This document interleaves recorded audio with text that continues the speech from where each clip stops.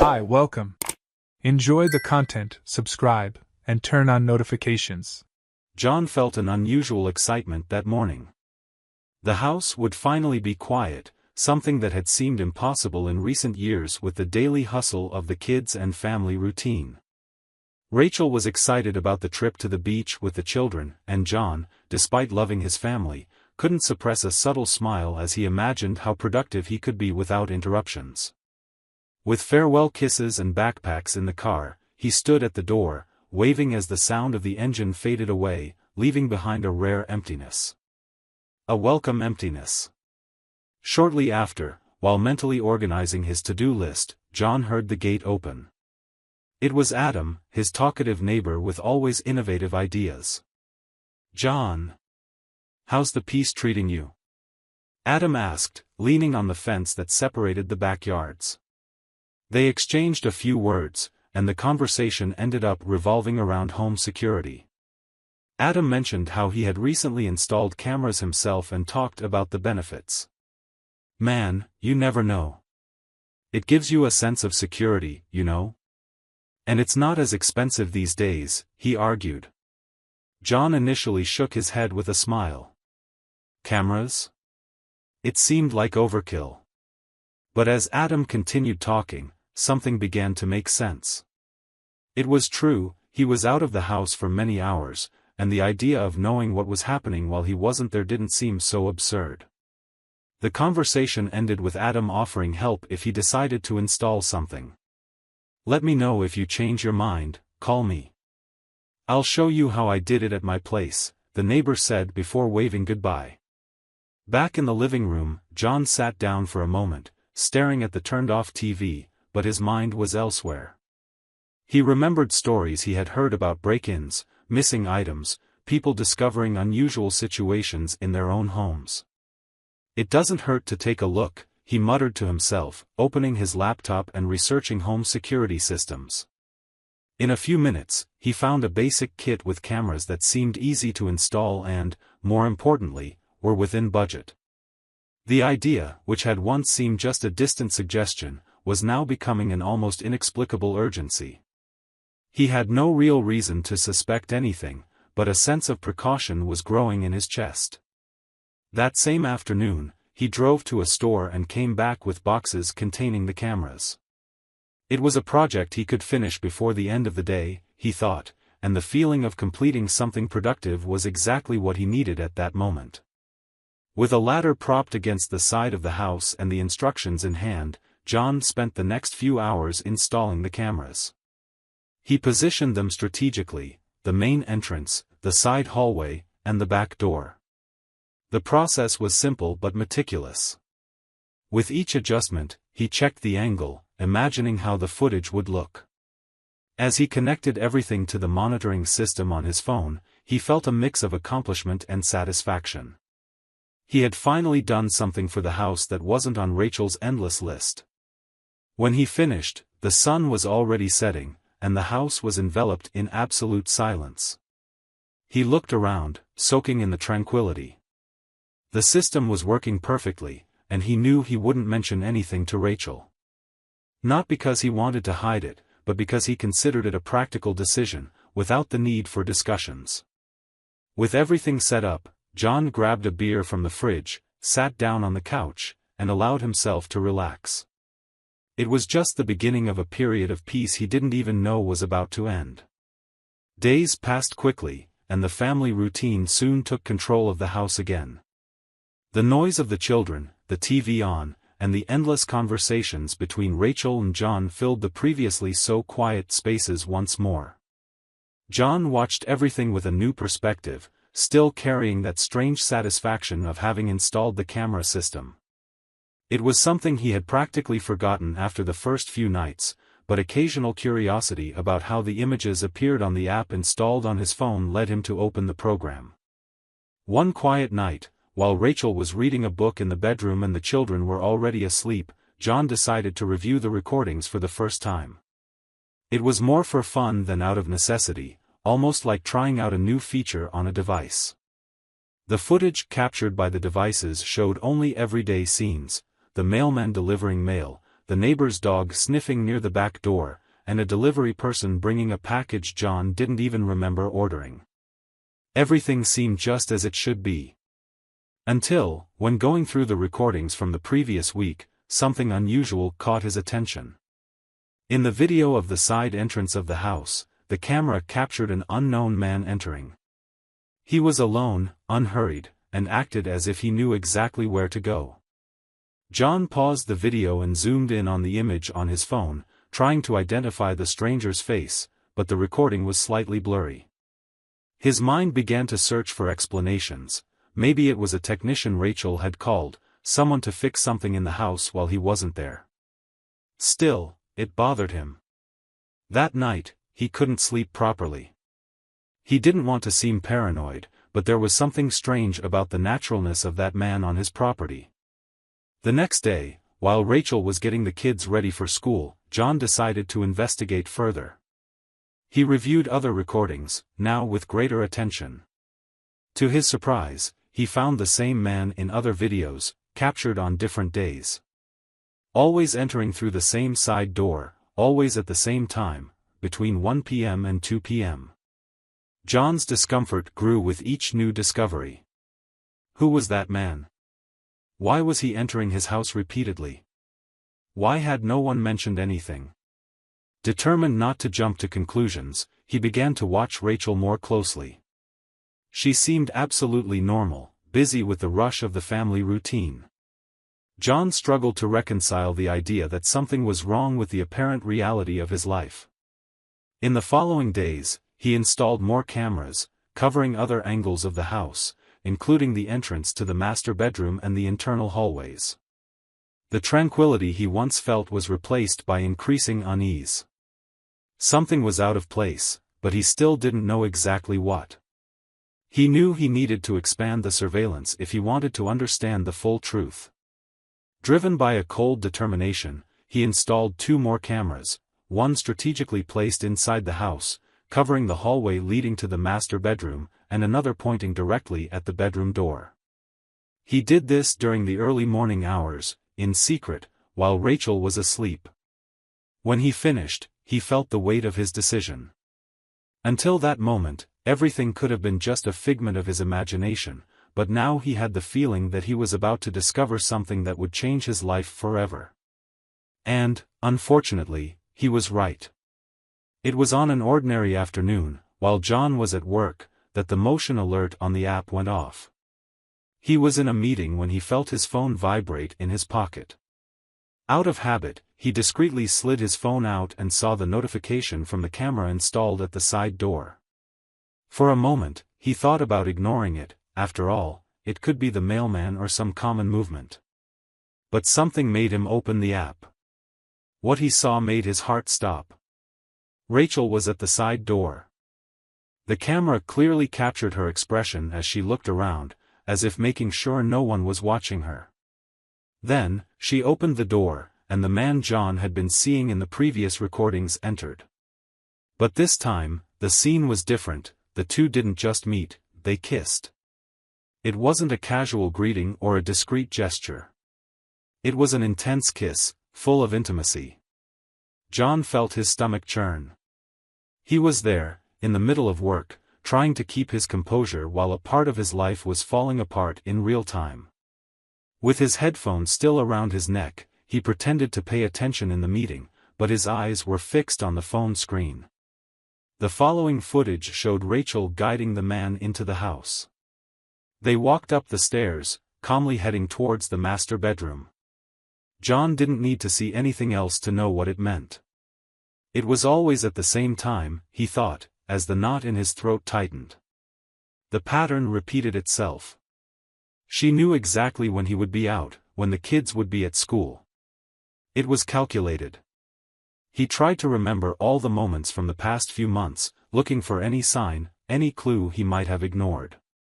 Nothing came to mind. Rachel had always seemed so normal. As if nothing was happening. But then another idea sparked like a flame in the darkness: Adam. The neighbor who suggested installing the cameras. Why would he bring that up out of nowhere? Could Adam have known? Had he seen the man entering the house and decided to suggest the cameras as a way to alert him without getting directly involved? The possibility left John even more tormented. Could other people have known about the affair before him? Was he the only one blind in this story? John hung up the phone and felt the weight of the truth crushing him. He wanted to get up, leave that meeting, run home, and confront Rachel right then and there. But he knew it wasn't the moment. He needed to think clearly, gather his strength, and decide what to do next. The footage was recorded, and the truth, though cruel, was now impossible to ignore. John could barely finish the workday. Every minute felt like an unbearable burden as the images of Rachel and the man played in his head. As soon as he got home that night, he tried to maintain an appearance of normalcy. Rachel was in the kitchen preparing dinner, and the familiar smell of spices filled the room. She smiled at him, as if everything was perfectly in place. "How was your day?" she asked naturally, as if hiding nothing. John responded with a murmur, his mind still in the chaos unfolding internally. He realized how skilled Rachel was at hiding her secret life. Every gesture, every word she spoke seemed so genuine that, for a moment, he wondered if he had made a mistake, if the recordings could be explained another way. But he knew they couldn't. What he saw was too clear, too painful. The next morning, John decided it was time to act. But he couldn't be impulsive. He needed more information before confronting Rachel. During breakfast, while Rachel was distracted with the kids, John pretended to check his phone but was actually digging deeper into the man's identity. He reviewed details in the recordings, the car model, the partially visible license plate. Those fragments could lead to something bigger. Later, while alone in his home office, John used the information to find out the stranger's identity. It was a slow process, but the result shocked him deeply. The man was Dr. Matthew Collins, a renowned gynecologist in town. A name known to everyone, including Rachel, who had casually mentioned him in conversations about friends and appointments. It was as if everything had a dark purpose, a hidden pattern he couldn't ignore. It wasn't just an affair, it was an affair with someone who was supposed to symbolize trust and professionalism. John felt the weight of the revelation like a punch in the stomach. He knew this discovery was just the beginning, that there was much more behind that man and his connection with Rachel. The next day, Rachel was on the couch when the phone rang. It was her best friend, Emily. Her voice was urgent, almost desperate. "Rachel, did you see? It's everywhere," Emily said, not leaving room for explanations. Confused, Rachel asked, "What's happening? What are you talking about?" But the response came with the sound of muffled crying on the other end. "You need to look now. It's about you, and Dr. Collins." Rachel's heart raced. She hung up without saying anything else and quickly grabbed her phone. With trembling hands, she opened social media, and there it was. The video. The footage of her and the doctor, captured by John's cameras, was everywhere, accompanied by a devastating caption, "Be careful, your wife might be going to this doctor too." The recording showed every detail, the kiss at the door, the embrace, and both entering the house.